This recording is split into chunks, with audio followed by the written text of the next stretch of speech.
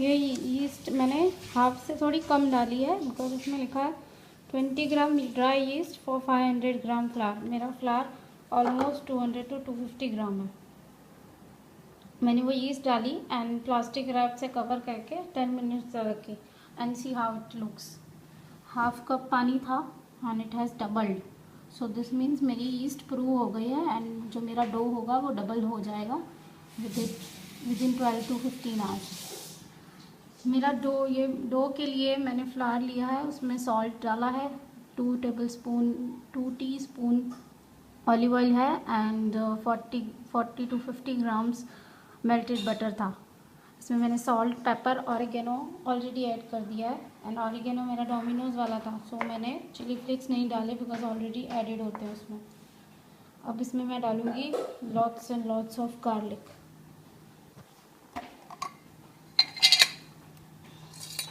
मेरा garlic paste है already.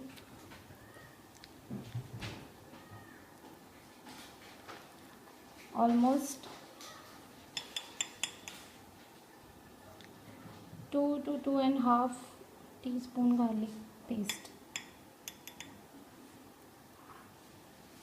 we'll mix it and make a dough। एक बार mix हो गया फिर will add our yeast and yeast में इतना इनफ क्वांटिटी ऑफ वाटर है कि हमको और पानी की ज़रूरत नहीं है इसको नीड करने के लिए। This is how I knead my dough for 15 minutes।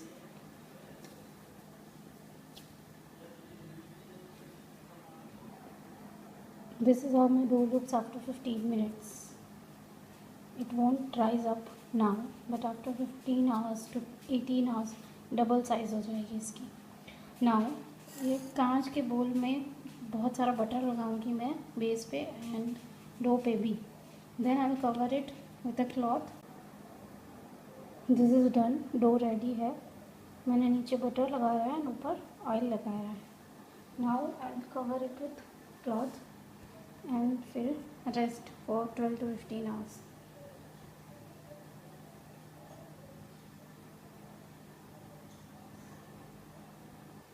Done।